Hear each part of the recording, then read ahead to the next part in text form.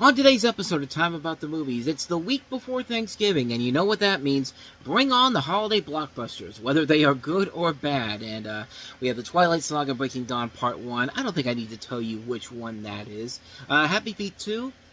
Some might think it's good, some might think it's bad.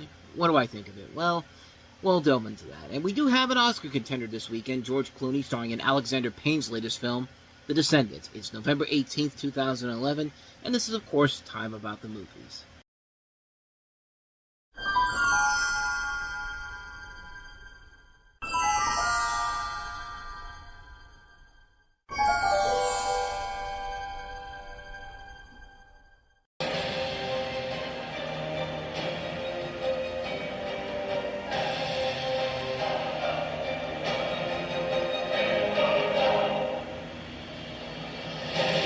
Measure of time with you would be long enough, but we'll start with forever. That's impossible. The Twilight Saga Breaking Dawn Part 1, rated PG-13, November 18th. Oh, what fun we're gonna have this time around, and by fun I mean complete and utter torture. Welcome to Time About the Movies. Today we are taking a look at the three films that make up November 18th, 2011. And of course we're starting off with the biggest new release, The Twilight Saga Breaking Dawn Part 1. Of course this is the first part of the last chapter of the Twilight series, which, you know, if Harry Potter could split it up into two movies, then surely we can do it to great success. We're going to explain why that didn't work out. But after Bella and Edward's honeymoon, things take a turn for the worse when Bella realizes she is pregnant. The baby grows at an abnormally fast rate and causes many health problems to Bella.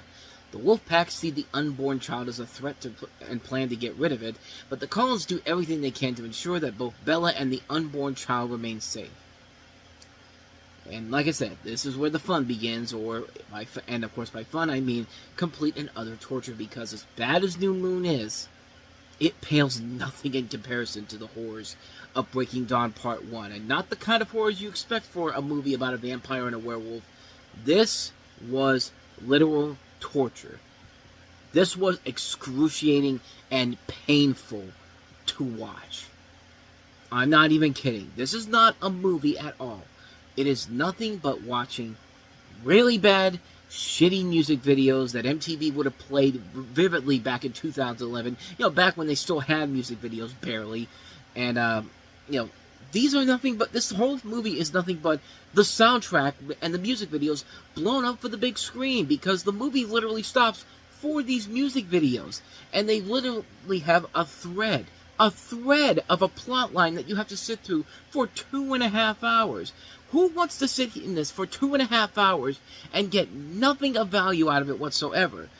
Well, Harry Potter did it, so why couldn't you? You know, Harry Potter split the last film into two parts, so that means Twilight can do it too. Well, you're not saying anything bad about Harry Potter. Here's the major difference people need to understand. Harry Potter and the Deathly Hallows was split into two movies because the book was a 759-page book. So, of course, it needs to be split up into two movies because so much shit was going on in those books. Breaking Dawn is about 756 pages, but here's the major difference. Breaking Dawn Part 1 is a third of the last book. I shit you not. 33% of this book is in this movie. And they have nothing else to do with it but filled up with the most blandest, useless, and pointless stuff to make a 2.5-hour movie to make the audience think like they're seeing something special, when in the end they are completely wasting their time. It's like trying to watch a Cleveland Browns game and thinking that this is going to be their year, or a Dallas Cowboys game and thinking that it's going to be their year. It's not. You're completely wasting your time for no reason whatsoever. There is absolutely no reason why this needed to be as long as it was. It's filler. It's not even good filler. It's the kind of filler that they throw in to, again, make you think something important is happening, but it isn't.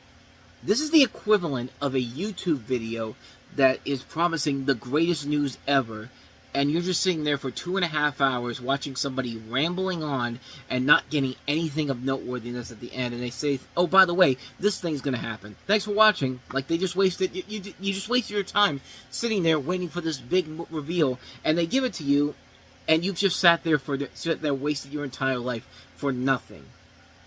We can have this type of stuff and it be fun.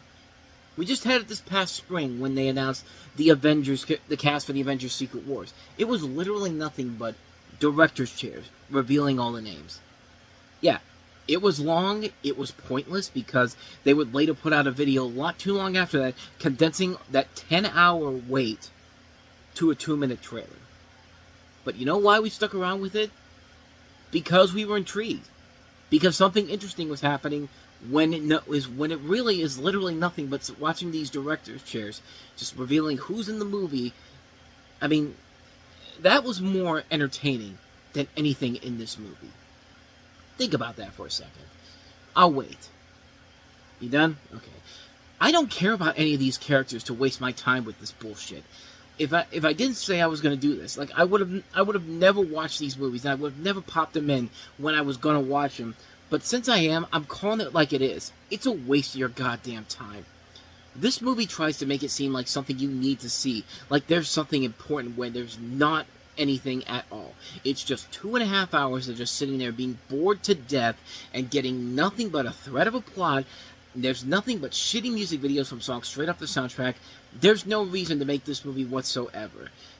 But wait a minute, what about those scenes that... I hate Twilight, but I hear the craziest scenes in that movie, like, you know, Bella and Edward have sex and it breaks the bed, and, you know, like, there's the scene where Edward actually beats up Bella, or the scene where Jacob has to, like, eat the placenta of Bella's character. Yeah, that's in the movie, but guess what? They made that even boring, too. Like, this movie did not give two shits about anybody, not even the fans. Like, the fans will probably like this regardless of what I ever have to say about it, but I'm sorry. This movie fails on so many levels. It fails to be entertaining for them. It fails to be entertaining for the non-haters who want to see all the grotesque stuff. It fails on every singulatory level. I think you get the point. Twilight Saga Breaking Dawn Part 1 is a waste of your goddamn time, and there's no reason whatsoever to ever watch this movie. As bad as the worst films in the Twilight series are, this is the absolute worst of the worst. Plain and simple. So let's try to get back in a much better mood here with a sequel to one of my favorite animated movies of all time. After 5 years, we finally get the continuing adventures of Mumble the Penguin and his family in Happy Feet 2. Come on, son. Shake this world. That's it. No Happy Feet. On November 18th, Come on, kids. They're not here. We will find them. prepare for an adventure like nothing else on Earth. Okie dokie. Whoa, that was a big one. What's a best friend for if you cannot bring a daddy and his boy together? Beautiful. Only on the outside. Happy Feet 2. In theaters and IMAX 3D, November 18th.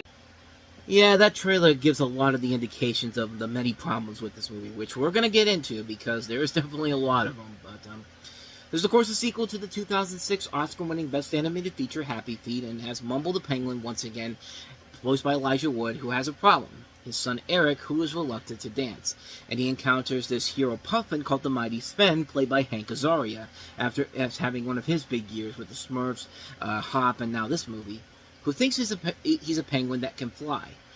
Things get worse for Mumble when the world is shaken by powerful forces, causing him to bring together the penguin nations and their allies to set things straight. The trailer just shows you doesn't even show that part of the movie. Like, none of the trailers really show that part of the film, honestly. Like, the more I think about it, but this was a movie I was really looking forward to because like I said, I love the first Happy Feet movie. On paper, it looked like a mediocre penguin movie with dancing and singing. And this was around that time when that was the norm. You know, March of the Penguins, Surf's Up, Madagascar. But this was one of the ones where it really stuck out the most because the animation was so good and the storytelling was very well done. It worked overall. Great characters, great story, interactions were great, the film was beautiful to look at. It was one of my favorite movies released that year, and it's one of my favorite movies of all time. So, naturally, I'm going into this with a lot of hope for it, and the sequel is definitely a disappointment, mostly in the fact that it's not as strong as the original film. But I will start off with the things I did really like about the movie, because there are things I liked about it. One of the big things about it that I really liked was that the animation was once again very good. The set pieces were still rendered very nicely. Most of the characters were very likable. The singing and dancing was just as good as the first movie. The soundtrack overall was pretty solid. The voice acting overall is really good, especially when you consider that, they lost some key members in between movies, because of course Brittany Murphy played Gloria in the first movie, but of course she unfortunately passed away in 2009.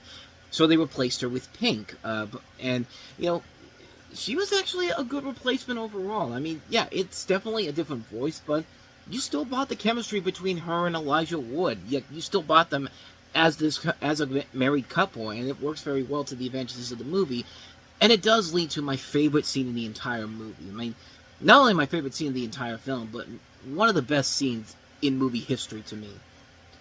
The Bridge of Light sequence, I mean, this is, without a doubt, the best scene in the entire movie. And really, when you watch it, it's not hard to see why.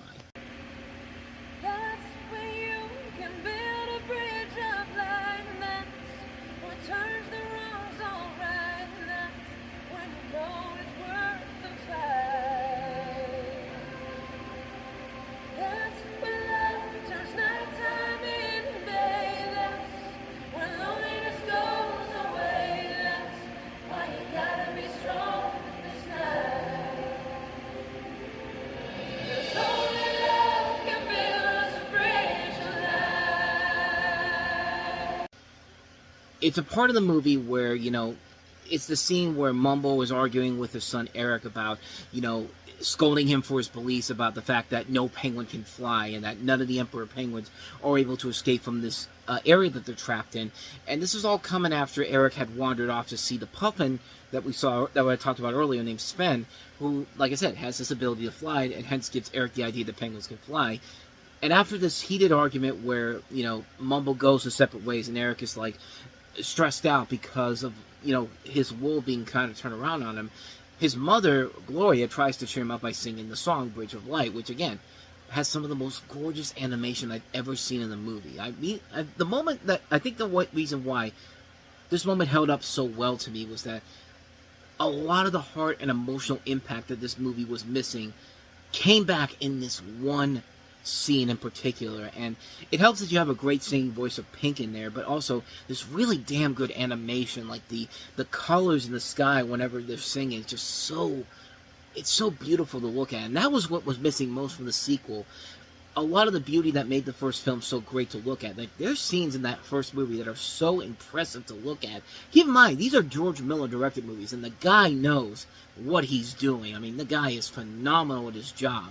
And it just works in here. And for a brief moment, the sequel actually had life to it. But the saddest part is that it's the only memorable thing that came out of this movie. Because once that's over, you have to go back to the generic movie that follows. And that's where a lot of the major problems come into play with this film. Because it suffers from a number of different things. First off, the new characters, most of them are pretty unnecessary. The most notable ones that I swear they threw them in there because they saw what Scrat meant to the Ice Age series and said, we need our own Scrat. So let's go ahead and get Brad Pitt and Matt Damon to star as two Krill who show up at various points in the movie.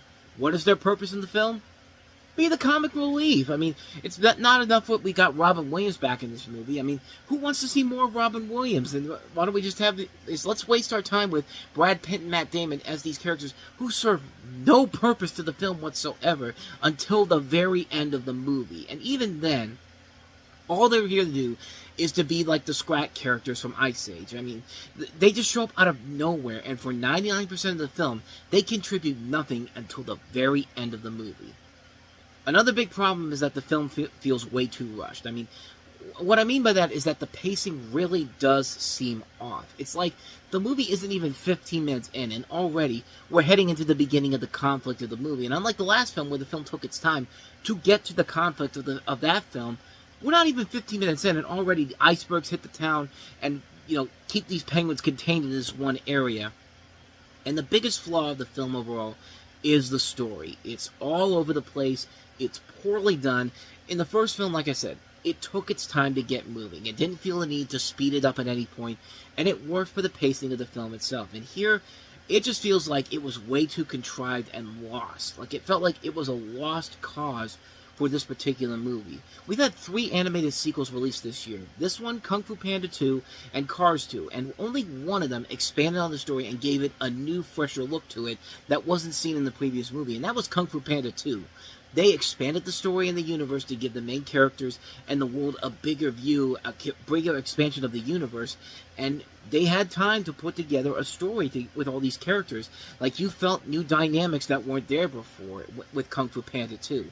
Cars 2 didn't do that. I mean, Cars 2 basically just said, we're going to do jack all with the story, and we're going to throw in an unnecessary spy plot, and that film kind of got destroyed.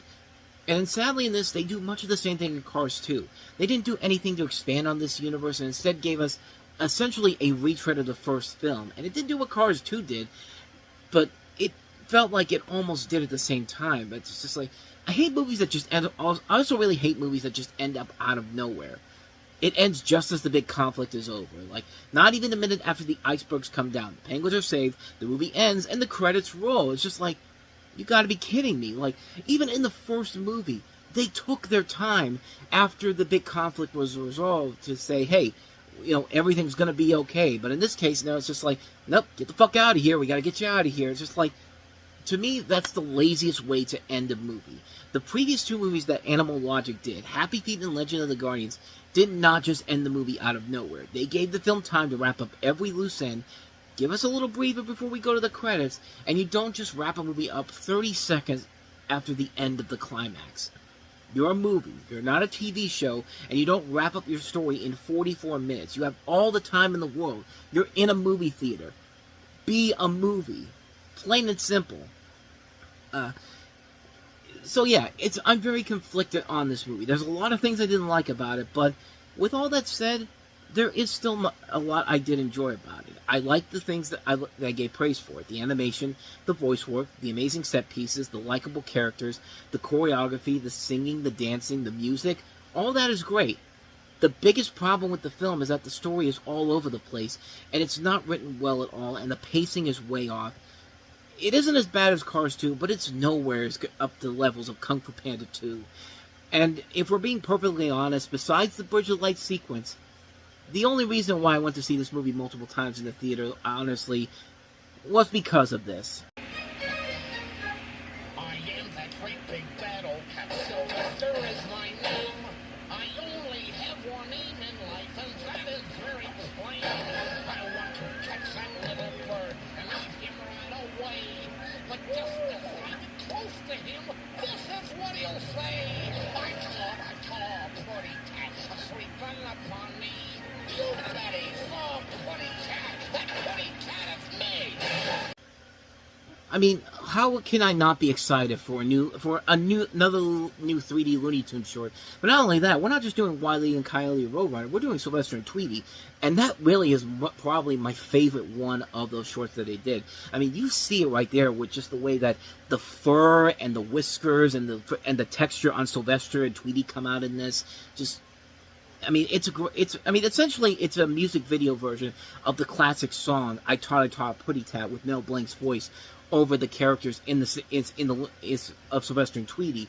But at the same time, it's still really fun to look at. The animation is great, the comedy is still really funny, and it is great to hear Mel Blanc's voice on the big screen once again. I mean, yeah, it's not much, but it works. It's very well done, and like I said, it's definitely the best of those 3D Looney Tunes shorts that they've done. And it's basically just a music video, but a fun music video too. Like, I mean, it's just a ton of fun. Like I said, it's one of my favorite sketch shorts from the 3D Looney Tunes era, and I really do love that one a lot. It was really the only reason I went to see Happy Feet 2 more than once in the theater, honestly. Other than that, though, it's definitely a step down from the previous movie. Granted, there are still a lot of elements I do like about it, but the stuff that I really don't like about it really stick out a lot, and overall, it's just a mixed opinion on me. I can't really say it's bad, but I can't really say it's great either, so take that for what you will. But for me, Happy Feet 2 was definitely a step down from the previous movie, but it does still have stuff I really like about it, specifically that Bridge of Light sequence. I mean, that to me is the highlight of the movie, no question about it. So with that said, we talked about a bad sequel. We talked about a sequel. But let's talk about a good movie. Not just not a sequel by any means. I don't even know why I said sequel for this case, but let's talk about The Descendants with George Clooney. The emperor penguin is technically a bird, although one that makes his home in the sea. So if you're wondering what he's doing up here on the ice, well, that's part of our story. Each year, at around the same time, he will leave the comfort of his ocean home and embark on a remarkable journey. He will travel a great distance, and though he is a bird, he won't fly. Though he lives in the sea, he won't swim. I don't know why the brilliance of that trailer is so good. And I don't know if it's maybe because of the fact that, you know, it's a trailer with March of the Penguins, and we just talked about Happy Feet 2, or just the fact that it's literally just them watching Morgan Freeman narrate the documentary March of the Penguins. That's the way they sold that movie in that trailer. And, hey, it made for a really good movie in the long run. The Descendants is Alex Payne's follow-up to Sideways, his first film since then, so we're coming up on 7 years since that film, and the story of it follows Matt King, played by George Clooney, who's an attorney and land baron who struggles with unexpected occurrences in his monotonous life. He's dealing with his family, with his daughter, played by Shailene Woodley. You also have Beau Bridges, Judy Greer, Michael Odkine, Matthew Lillard, and Robert Forster.